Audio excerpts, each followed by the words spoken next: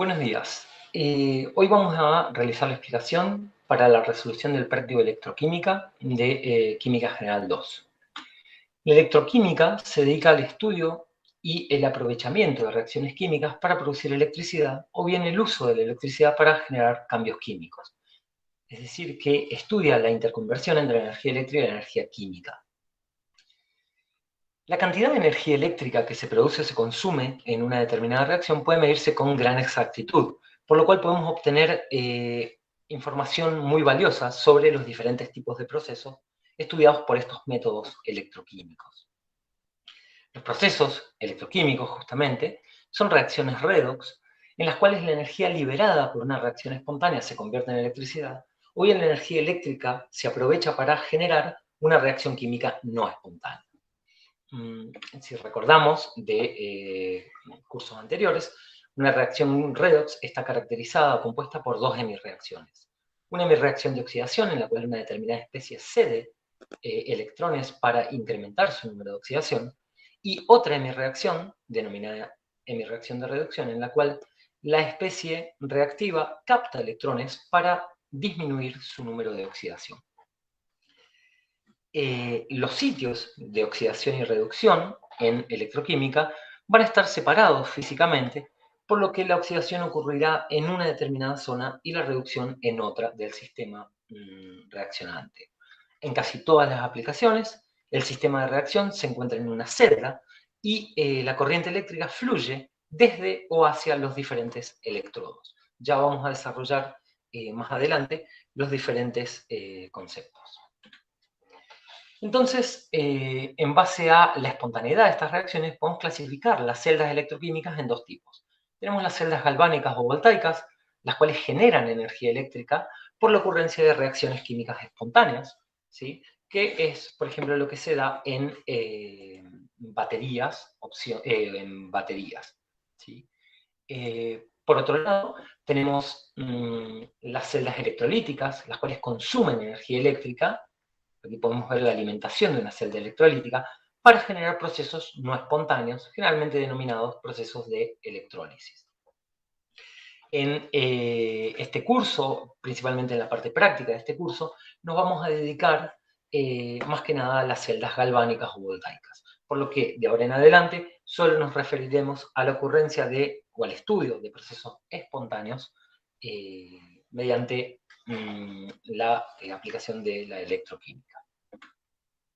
Entonces, una reacción química espontánea, conocida, es la que ocurre al sumergir un alambre de cobre en una solución de nitrato de plata, ¿sí? Lo que se puede ver es que luego de varios días, la plata comienza a depositarse en forma de plata metálica sobre el alambre y la solución comienza a tornarse azulada.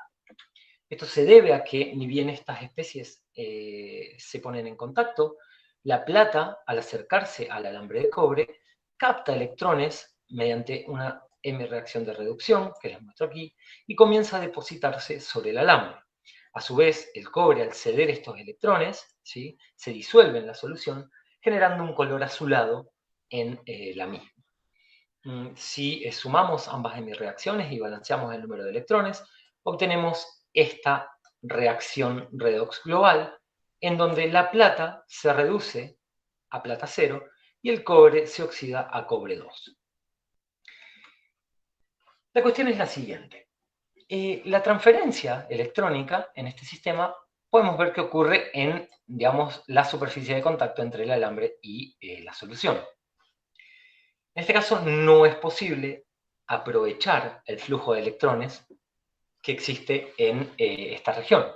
Entonces la pregunta es cómo puede generarse el trabajo eléctrico útil que necesitamos. Bueno, entonces los electrones en este caso se transfieren directamente desde el agente reductor, que sería el cobre 0, hacia el agente oxidante, que sería en este caso la plata monopositiva.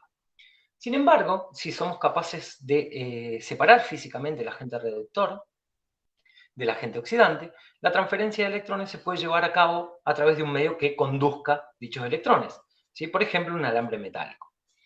En este caso, lo que vamos a ver es que en una de las regiones de la celda, esta sería una celda galvánica, ¿sí?, Esta celda galvánica posee dos regiones. Una de ellas es la región en donde ocurre la hemirreacción de oxidación, que es donde se generan electrones. Podemos ver que aquí se generan electrones, los cuales migran a través de un conductor metálico hacia el cátodo o la semicelda en donde se produce la hemirreacción de reducción. A medida que progresa esta reacción, se va a establecer un flujo constante de electrones a través de este conductor, lo cual va a generar una corriente eléctrica que puede ser aprovechada, por ejemplo, para hacer funcionar un motor eléctrico, ¿sí? Podemos ver que en esta celda hay algunos componentes adicionales, como es este que se muestra aquí. Esto se denomina puente salino y la función que cumple es evitar que se acumulen cargas en alguna región de esta celda. Ya lo vamos a analizar en la siguiente diapositiva. Lo que me interesa remarcar ahora es que en este tipo de celdas electroquímicas existen dos fenómenos de conducción distintos. Por un lado tenemos la conducción metálica, que es la que ocurre en este conector. ¿Sí? Este conector, por ejemplo, puede ser un alambre de platino, a través del cual circulan los electrones sin modificar las posiciones de los núcleos del mismo, ¿sí? Como la corriente circula a través de un alambre de cobre, por ejemplo. Y por otro lado, tenemos otro fenómeno de conducción que se denomina conducción iónica. Esta conducción iónica lo que genera es, o permite la movilidad de los iones que se ubican en estas soluciones hacia o desde los electrodos, ¿sí? Y ocurre, digamos, a una velocidad bastante menor que la conducción metálica. Básicamente, la velocidad a la cual se produce esta conducción iónica es similar al movimiento aleatorio de las moléculas o iones en una determinada solución. Para poder comprender en mayor detalle el principio de operación de una celda galvánica, vamos a analizar un ejemplo particular y bastante conocido, que es el ejemplo de la pila de Daniel. La pila de Daniel es una pila que se forma de la siguiente manera. En este tenemos dos compartimentos. Por convención, vamos siempre a representar el ánodo en la semicelda de la izquierda, ¿sí? Y el cátodo en la semicelda de la derecha. En el ánodo ocurre la hemirreacción de oxidación y en el cátodo ocurre la hemirreacción de reducción. Entonces veamos cómo opera esta celda. En la semicelda anódica o de la izquierda, el zinc metálico cede electrones al circuito que van a migrar hacia el cátodo por este conductor metálico, generando iones zinc 2 positivo, ¿sí? Que se van a disolver en esta solución, ¿sí? Por otro lado, los electrones que llegan al cátodo van a ser cedidos a iones cobre en las proximidades del mismo para reducirlo y depositarlo sobre la barra de cobre. Es importante mencionar que en este ejemplo ambos electrodos, tanto el ánodo de zinc como el cátodo de cobre, participan en la reacción redox. Sin embargo, no en todos los casos los electrodos participan en la reacción redox. Ya vamos a ver más adelante que hay algunos casos en los cuales estos electrodos se eligen de metales inertes, ¿sí? Denominándose justamente electrodos inertes. Y, por ejemplo, las especies involucradas en una determinada hemirreacción se encontrarán las dos, por ejemplo, en la solución. Pero ya analizaremos esos casos más adelante. Entonces tenemos un ánodo o un compartimento, una semicelda anódica, siempre ubicada a la izquierda, formada por una barra de zinc sumergida en una solución de zinc, que genera electrones los cuales migran hacia una semicelda catódica, formada por una barra de cobre, sumergida en una solución de cobre. Como podemos ver, en la semicelda anódica se están generando iones zinc 2 positivo, por lo que la carga positiva en esta solución va incrementando, mientras que en este caso se están consumiendo iones positivos, como podemos ver, por lo que la carga negativa de esta semicelda debería incrementar. Entonces aquí es donde se puede ver bien el efecto del puente salino. Si no existiese el puente salino, entonces se generaría acumulación de cargas negativas en el cátodo y acumulación de cargas positivas en el ánodo, lo cual generaría que esta reacción redox en conjunto se detuviese. El puente salino lo que hace es neutralizar la disminución de las cargas positivas en esta solución debido a la liberación de iones potasio, mientras que neutraliza, digamos, el exceso de cargas positivas en la solución anódica debido a la liberación de iones cloruro. Es muy importante que el puente salino esté formado por especies que sean inertes a cualquiera de los componentes tanto del ánodo como del cátodo. Entonces, como dijimos, en el ánodo se da la hemi-reacción de oxidación que podemos ver aquí. En el cátodo se da la hemi-reacción de reducción que podemos ver aquí. La reacción neta, digamos, la podemos obtener básicamente sumando ambas hemi-reacciones. Por supuesto, tenemos que realizar un balance de cargas, ¿sí? Y normalizar el número de electrones puestos en juego. En este caso, obtenemos una reacción global que es la que se muestra aquí. Bien, teniendo esto en cuenta, vamos a analizar un poco de qué manera fluye la corriente eléctrica o por qué motivo fluye la corriente eléctrica desde el ánodo hacia el cátodo. Este flujo de corriente eléctrica, en principio, lo podemos asociar con una diferencia de energía potencial eléctrica que existe entre los electrodos. A su vez, este flujo de corriente eléctrica es análogo a la caída, por ejemplo, de agua en una cascada debido a una diferencia de energía potencial gravitatoria, o al flujo de un gas desde una zona de elevada presión a una zona de baja presión. Experimentalmente, la diferencia de potencial eléctrico entre el ánodo y el cátodo se mide con un voltímetro, ¿sí? Que está, digamos, representado aquí. La diferencia de potencial eléctrico que existe entre el ánodo y el cátodo nos va a dar ideas sobre la espontaneidad de la reacción y la vamos a calcular a partir de los potenciales estándar de reducción de las hemi-reacciones que ocurren en cada uno de estos compartimentos, ¿sí? Cuando hablamos de potencial estándar, hablamos de potenciales que son calculados con un electrodo de referencia, que ahora vamos a comentar, pero que sí o sí se definen como potenciales calculados a concentraciones 1 molar, ¿sí? O bien presiones, en el caso de que tengamos un electrodo formado o compuesto por algún gas, de 1 atmósfera, ¿sí? Aquí les muestro la analogía entre un circuito eléctrico y un circuito hidráulico, en donde, como principales detalles, me gustaría remarcar que la corriente eléctrica en este circuito eléctrico es similar al caudal de agua que circula en el circuito hidráulico y se mide con un amperímetro, es decir, el amperímetro tendría básicamente la misma función que un caudalímetro en un circuito hidráulico. Por otro lado, la tensión eléctrica, la diferencia de potencial, es similar o análoga a la presión que hace circular el agua. Es decir, que esta diferencia de potencial o tensión eléctrica, es decir, lo que mide el voltímetro, es la fuerza impulsora de ese movimiento de cargas, ¿no? O de la corriente eléctrica.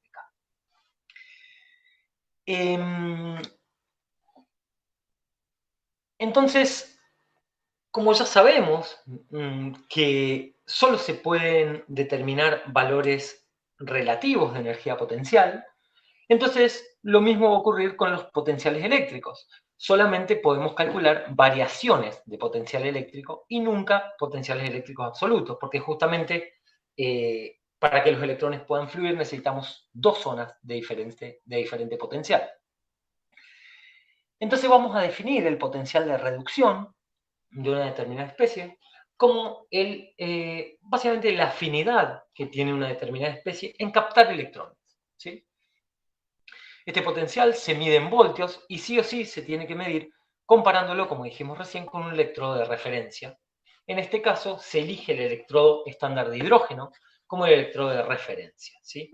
Se define, por convención, que el potencial estándar de este electrodo de referencia es de 0 voltios, ¿sí?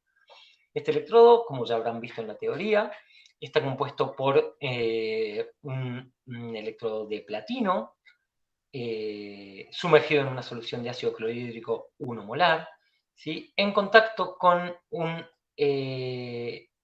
presión de 1 atmósfera de hidrógeno, ¿sí? Para poder medir el potencial de cualquier especie, lo que vamos a hacer es conectar esa especie en una semicelda a un electrodo estándar de hidrógeno. Y con eso se construyen lo que se denominan las tablas de potenciales estándar de reducción, en donde recordemos que estándar hace referencia a concentraciones unitarias, ¿sí? O presiones de gas unitarias, hablamos de concentraciones 1 molar, o presiones de una atmósfera. Y en esta tabla vemos que tenemos el electrodo estándar de hidrógeno con un potencial de 0, por definición, y luego tenemos dos regiones. Tenemos una región que presenta potenciales positivos y una región que presenta potenciales negativos. A su vez, por convención, vamos a definir los potenciales siempre como potenciales de reducción. Entonces, lo que podemos ver es que cuanto más positivo sea el potencial estándar de reducción de una especie, entonces mayor tendencia va a tener esa especie a reducirse. Y mientras más negativo sea este potencial, entonces mayor tendencia va a tener esa especie a oxidarse. Si esto no lo recordamos, podemos analizar ejemplos que conozcamos. Sabemos que los metales nobles tienden a mantenerse en su estado elemental, ¿sí? Podemos ver aquí, por ejemplo, el oro o la plata. Sabemos que tanto el oro como la plata tienden a mantenerse en su estado elemental, por lo que esta hemirreacción que se muestra aquí va a tender a ocurrir en el sentido tal cual está planteada para estas especies. Las especies que presentan potenciales positivos tienden a reducirse más fácilmente. En este caso, podemos ver que los metales alcalinos, los cuales presentan reacciones de oxidación muy violentas, muestran los potenciales, de hecho, más negativos, es decir, son las especies que menor tendencia a reducirse tienen, ¿sí? Y en general, cuando pongamos en contacto dos soluciones determinadas, vamos a notar que las especies que tengan los potenciales de reducción más positivos o menos negativos tenderán a actuar como cátodos, mientras que las especies que tengan los potenciales de reducción más negativos o menos positivos van a tender a actuar como ánodos, ¿sí? Por ejemplo, tomemos dos casos cualquiera, el de cromo y cobre. Si yo, digamos, pongo en contacto al cromo metálico con el cobre 2+, el cobre va a tender a reducirse, digamos, más fácilmente que el cromo, y este cromo lo que va a realizar es generar una oxidación a cromo 3, liberar 3 electrones, que van a ser captados por el cobre para generar cobre metálico. Entonces, siempre que analicemos una pila galvánica, una celda galvánica, lo que haremos será comparar los potenciales estándar de reducción de las especies involucradas, y como cátodo va a funcionar la especie que tenga el potencial más positivo o menos negativo, mientras que como ánodo va a funcionar la especie que tenga el potencial más negativo o menos positivo. Bien, habiendo visto esto, analicemos de qué manera podemos caracterizar una determinada celda.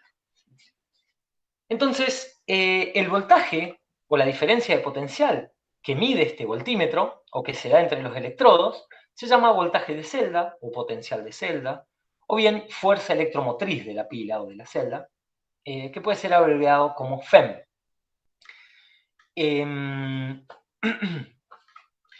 Vamos a ver que este voltaje de la celda depende no solamente de la naturaleza de los electrodos, es decir, de qué hemirreacciones estén involucradas, sino que también depende de las concentraciones iónicas en cada una de las soluciones de los dos compartimientos y de la temperatura a la que opera la celda.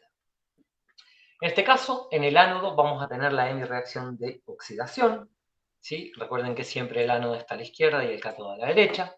La hemirreacción de oxidación, en la que A elemental va a ceder, en este caso un electrón, tiene un potencial estándar de reducción que vamos a llamar potencial estándar 1. Fíjense que a pesar de que esto es una hemirreacción de oxidación, lo que vamos a hacer es trabajar con los potenciales estándar de reducción. estos van a ser los potenciales más negativos, los potenciales menos positivos. Por otro lado, en el cátodo va a ocurrir la M-reacción de reducción, en donde una especie B+, en solución, va a captar un electrón y va a generar la especie reducida. Esta M-reacción tiene un potencial estándar de reducción denominado E estándar 2. Estos generalmente van a ser potenciales más positivos que estos, ¿sí? O menos negativos que estos. Entonces, ¿de qué manera podemos predecir o calcular lo que va a medir el voltímetro? Bueno, en este caso, definimos el potencial de celda como la diferencia entre los potenciales del cátodo y del ánodo. Y se calcula de esta manera. El potencial estándar de la celda viene dado por el potencial estándar de reducción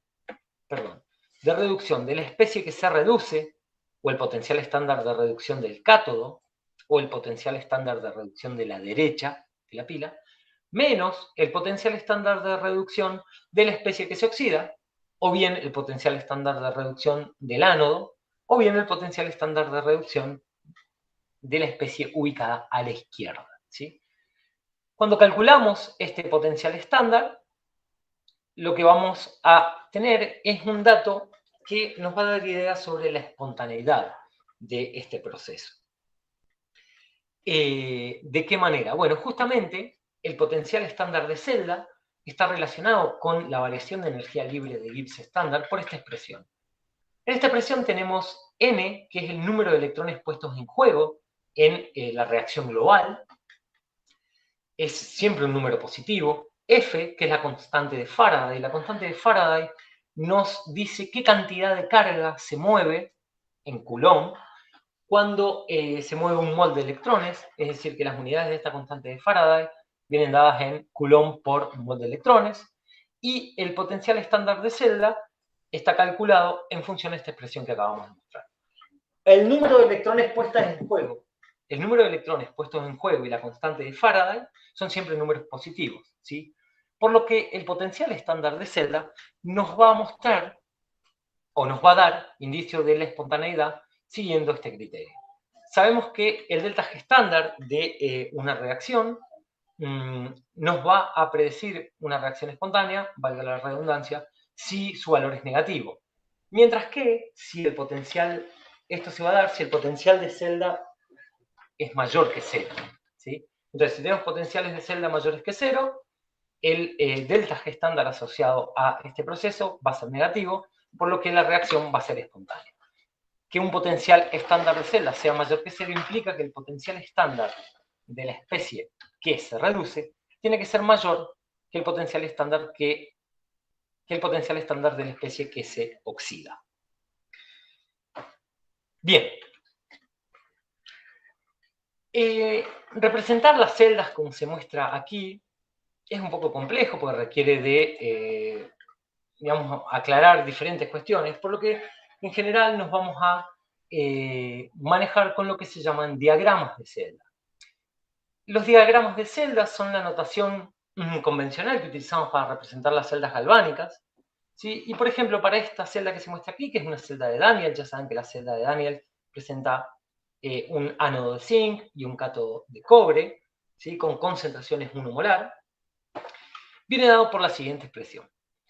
Vemos que este diagrama podemos dividirlo en dos regiones. Una región definida por esta doble línea vertical. Esta doble barra vertical nos va a mostrar que a la izquierda está ubicado el compartimiento anódico, ¿sí? Que es lo que tenemos aquí, y a la derecha va a estar ubicado el compartimiento catódico.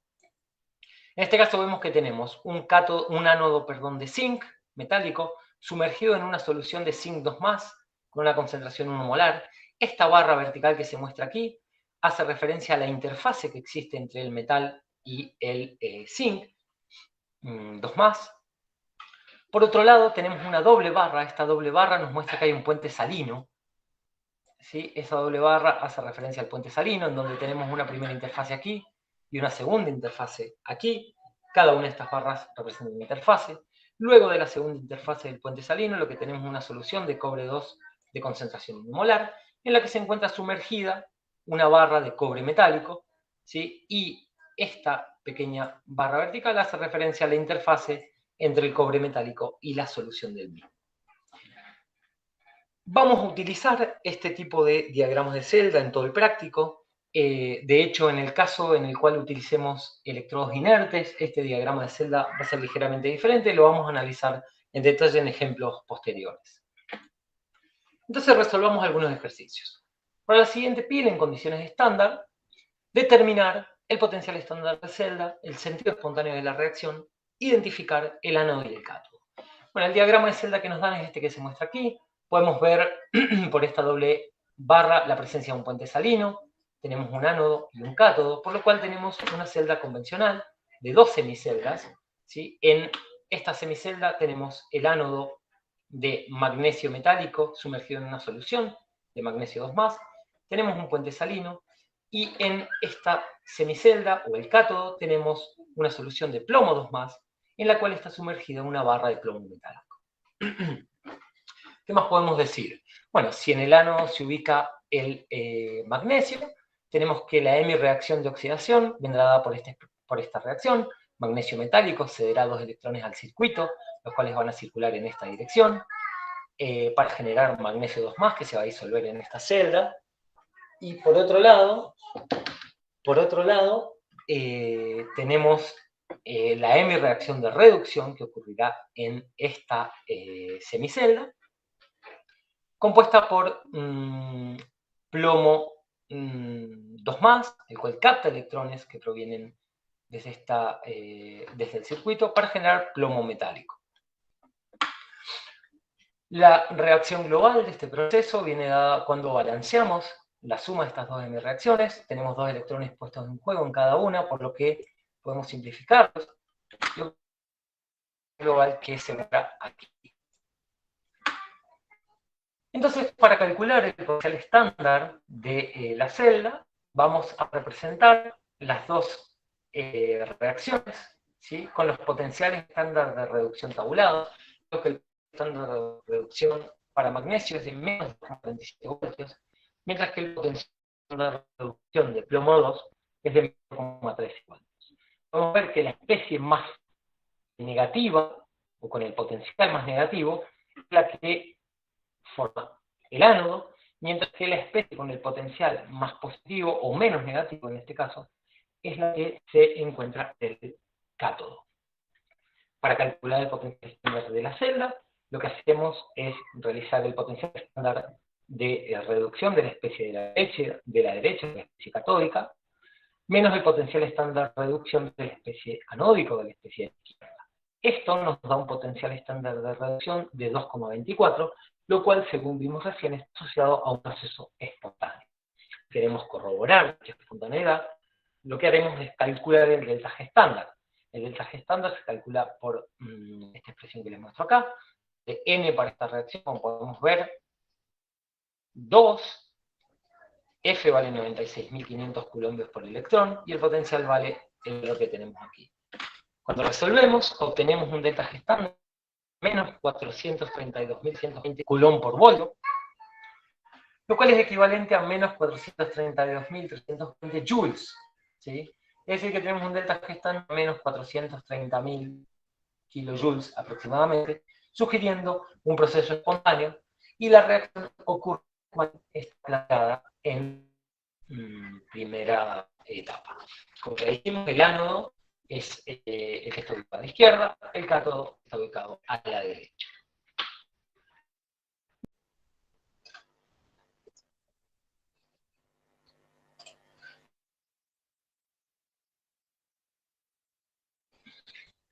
Recordamos la relación que existe entre la constante de equilibrio y el delta G estándar de una determinada reacción. Vemos que una reacción entre el delta y esta constante según esta expresión. Si en la acción 2 despejamos el logaritmo natural de la constante, podemos arribar a esta expresión que nos va a permitir el cálculo de la constante de la siguiente manera. En esta ecuación vemos que la constante es igual a E elevado a el número de electrones puestos en juego en la reacción global por la constante de Faraday, por el potencial estándar de celda dividido la constante. Recordemos siempre que la constante de Faraday tiene un valor de 96.500 Coulomb por equivalente de electrones o por mol de electrones. Vamos a utilizar en este tema como 8,314 joules sobre Kelvin mol, en donde siempre debemos tener en cuenta que joules viene definido por el producto entre voltios y... Entonces, con esto en mente, realicemos el cálculo de la constante de equilibrio para esta reacción que estudiamos anteriormente. Si recordamos, esta reacción nos potencial positivo, lo cual nos estaba indicando una espontaneidad de la reacción, es decir, un proceso muy desplazado hacia la derecha. Y recordemos que en reacciones redox, en general, cuando las reacciones son espontáneas, ocurren hasta que uno de los componentes termina por consumirse. Entonces, si queremos predecir qué resultado deberíamos obtener para esta constante, vamos a considerar que debería ser un valor bastante elevado. Si debemos tener gran cantidad de productos, ¿sí?, y baja cantidad de reactivos. Recordemos que los metales, o los sólidos puros, o los líquidos, no están incluidos en la constante. Entonces, con ese valor de potencial, directamente reemplazamos en la ecuación 4, ¿sí?, y vemos que el número de electrones puestos en juego es 2, tenemos la constante de Faraday y el potencial estándar de celda que calculamos previamente, la constante de los gases y la temperatura absoluta. Cuando resolvemos esto, observamos un valor muy elevado, 6 por 10 a la 75, lo cual nos está indicando que esta reacción está muy desplazada hacia la formación de productos. Les dejo esto que puede servir. Vamos a borrar las entradas. Fíjense que aquí tenemos un triángulo que relaciona, mediante las ecuaciones correspondientes, las tres, o los tres parámetros delta G estándar, constante de equilibrio, y el potencial estándar de celda para una celda galvánica en este caso. Ahora, ¿qué es lo que ocurre si nosotros modificamos las condiciones estándar? Si modificamos la concentración de las especies que se encuentran en las semiceldas, nos alejamos de la concentración molar, o bien si estuviésemos trabajando con un electrodo que involucra algún gas, modificamos la presión del gas para alejarla de una atmósfera. Bueno, en ese caso, para poder calcular el potencial no estándar, que es el que se ve aquí, utilizaremos la ecuación de Nernst. La ecuación de Nernst es esta que les muestro acá, la cual nos dice que el potencial no estándar viene dado por el potencial estándar que podemos calcular para esa celda, la FEM, menos un término que involucra una serie de constantes, la constante de los gases, la temperatura, que para un experimento determinado debe ser constante, el número de electrones puestos en juego y la constante de Faraday, por el logaritmo natural de esta relación. Esta relación lo que me muestra es la concentración de los productos iónicos elevado a un determinado coeficiente estequiométrico sobre la concentración de reactivos iónicos elevado a su coeficiente estequiométrico. Este cociente, si lo analizamos en detalle, no es más que el cociente de reacción, Q. Es decir, estamos fuera del equilibrio y analizaremos el cociente de reacción en este término. Consideremos una pila de Daniell. Si esta pila de Daniell podemos ver que posee un puente salino. El ánodo está formado por una barra de zinc sumergida en una solución 0,4 molar de zinc. Y el cobre se encuentra disuelto en la solución de la semicelda catódica, con una concentración 0,02 molar, en la cual se encuentra sumergida una barra de cobre. Por supuesto que esta barra de cobre y esta barra de zinc se encuentran conectadas por un conductor metálico. Recordemos que estas barras, tanto esta barra como esta barra, nos están indicando las interfaces entre el cátodo y la solución, y entre el ánodo y la solución. Así que tenemos una pila convencional con su puente salino, la cuba anódica que posee una solución de zinc, como dijimos recién, el zinc sumergido, etc. Entonces, ¿de qué manera podemos calcular el potencial para esta celda en condiciones no estándar, es decir, a concentraciones diferentes a 1 molar? Bueno, para eso tenemos que resolver esta expresión que está aquí. Para lo cual primero vamos a calcular el potencial estándar de celda. El potencial estándar de celda depende de los potenciales estándar de reducción de ambas semiceldas. Por lo que la M-reacción de oxidación es la oxidación de zinc, como puede verse aquí. La M-reacción de reducción es la reducción del cobre, como puede verse aquí. La reacción global aparece, digamos, de sumar y balancear estas dos M-reacciones, y es la que les muestro aquí. Para poder calcular el potencial estándar de celda necesitamos recurrir a la tabla de potenciales, buscamos los potenciales estándar de reducción para ambas cuplas, tanto para la reducción de zinc como para la reducción de cobre. Recordemos que no importa si la reacción que va a llevar o que va a protagonizar el zinc es una reacción de oxidación, siempre vamos a trabajar por convención con potenciales estándar de reducción. Así que como el potencial estándar de la especie que se encuentra a la derecha o en el cátodo, menos el potencial estándar de celda de la especie que se encuentra a la izquierda, o el ánodo, y eso nos da un potencial estándar de celda de 1,1 voltio. Ese potencial estándar de celda lo vamos a guardar, ¿sí?, para reemplazar en esta expresión. Para poder continuar con la resolución, ahora nos vamos a centrar en este término. R lo conocemos, T lo conocemos, N lo conocemos y F lo conocemos. Y necesitamos ver cuáles son las concentraciones de productos iónicos y de reactivos iónicos, para lo cual resulta fundamental que planteemos la reacción global, que es la que se muestra acá. En esta reacción global vemos que el zinc se oxida, ¿sí?, y el cobre se reduce. Esto lo que me muestra es que los productos iónicos corresponden a la cantidad de zinc que yo tenga en esta solución, y los reactivos iónicos corresponden a la cantidad de cobre que yo tenga en esta solución. Por lo que la concentración del zinc irá incluida en el numerador de este cociente, y la concentración de cobre irá incluida en el denominador de este cociente. Cuando reemplazamos, vemos que los coeficientes estequiométricos son unitarios, por lo que la ecuación de Nernst quedaría con esta forma. Fíjense que tenemos el potencial estándar acá, ya que hemos reemplazado con todos los valores que acabamos de definir. Cuando realizamos esto, calculamos un potencial no estándar de 1,06 voltios.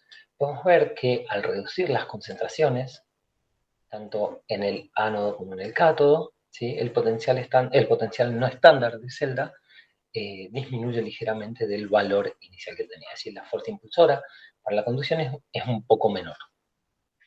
Pero esto nos va a traer algunas ventajas que ya vamos a ver un poco más adelante. Continuemos resolviendo algún otro ejercicio. En este caso tenemos el siguiente enunciado. La figura muestra una celda galvánica que tiene electrodos de plomo y zinc. No nos dicen qué electrodo, digamos, formará cada uno de los elementos. Entonces nos piden señalar cuáles son los electrodos e identificar los iones presentes en la disolución. Como dijimos primero, siempre a la izquierda vamos a ubicar el ánodo y a la derecha vamos a ubicar el cátodo, ¿sí? Así que para poder definir, digamos, qué papel va a cumplir cada una de estas especies, necesitamos los potenciales de reducción. Cuando analizamos los potenciales de reducción, vemos que el potencial de reducción del zinc es más negativo que el potencial de reducción del plomo. Esto implica que el zinc va a tener mayor tendencia a oxidarse o menor tendencia a reducirse. Si recordamos la tabla de potenciales, a medida que el potencial se hacía más positivo, ¿sí?, entonces las especies tendrían mayor tendencia a reducirse. En base a esto, podemos decir que el de menor potencial, en este caso el potencial menos negativo, ¿sí?, va a formar parte del cátodo, y el potencial más negativo va a formar parte del ánodo.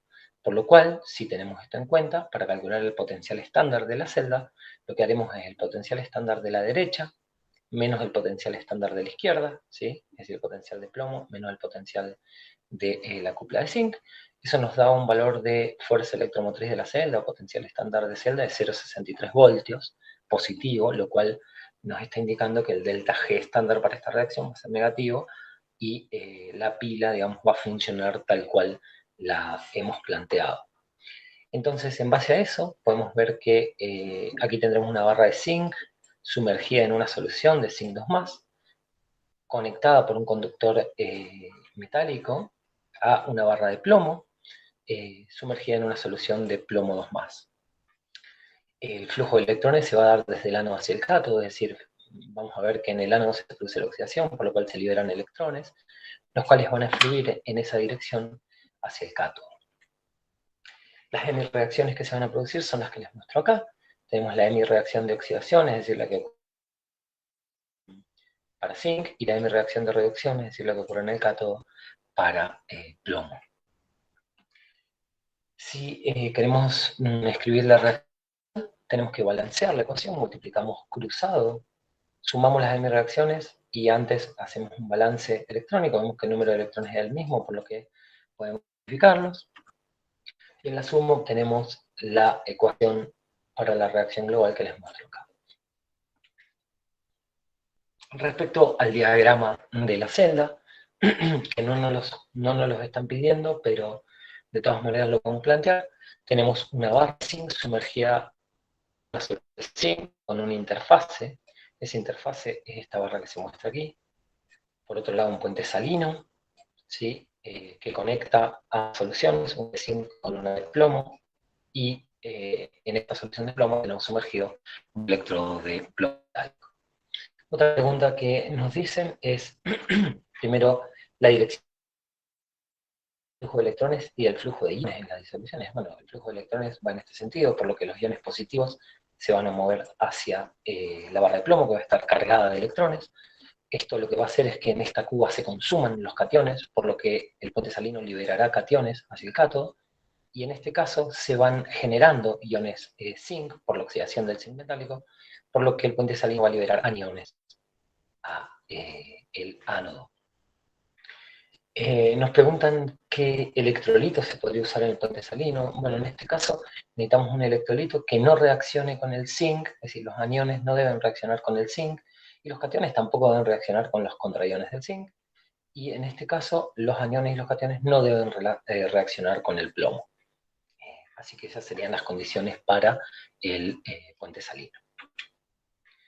Veamos otro ejemplo. En este otro ejemplo nos piden que para la siguiente celda galvánica, identificar ánodo y cátodo, escribir una ecuación balanceada para la reacción de celda y escribir la notación abreviada o el diagrama de celda. Entonces acá nos están dando un sistema que ya está armado.